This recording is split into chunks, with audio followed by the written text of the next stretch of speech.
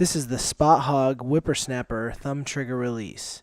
I have here the 4-finger open jaw and the 3-finger open jaw, but this also comes in a 3 or 4-finger closed jaw variation.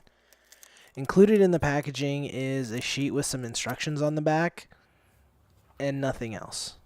This is a really simple and solid release.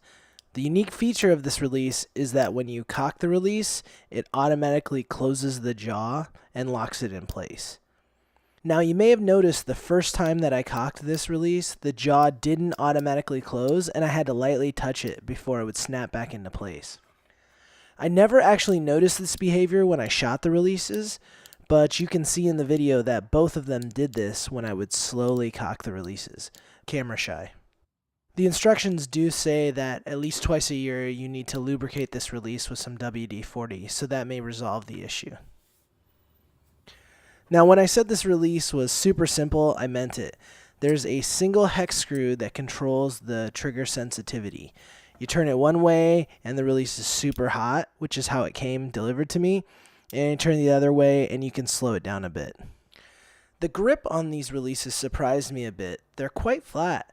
With my normal releases, I use a pretty deep grip so the back part of my knuckles are on the release. Because the release has no curve, I started actually shooting using more of the fatty part between my knuckles for comfort's sake. And this positioning of the release in my hand may actually be better even on my other releases. I also noticed that with the deeper grip, I preferred the 4-finger, but when I ultimately moved the release out of my fingers a bit, the 3-finger felt better. Your results may vary, but I could not use such a deep grip on these releases without it becoming uncomfortable. I'm a happy user of the Spot Hogg Friday Night Delight release. It was the first thumb trigger release that I bought. The biggest difference between these two types of releases is the neck length. The grip pattern is almost identical, except for the Friday Night Delight has a little bit of curvature under the fingers, but you can see that the neck on the Whippersnapper is a lot longer. My guess is that the Whippersnapper needs extra room for the auto closing mechanism, whereas the Friday Night Delight requires manually closing the hook. There are a lot of things I like about the Whippersnapper. Just like all Spot Hogg products I've tried, it feels like it would survive getting run over by a tank, and so it feels great in the hand. Plus, it's super simple. I like the auto-closing jaw and that it's not as wide as the Friday Night Delight, which feels a little bit too wide. It's definitely one of the better releases I've tried. But ultimately, for me, the neck is just too long. The auto-closing feature is not worth the added length.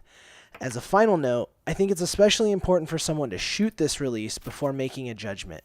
When you pull the trigger without a load, you can feel the hook open, but when it's under load, it's amazingly crisp. And that's the Spot Hogg Whippersnapper. Get off my lawn.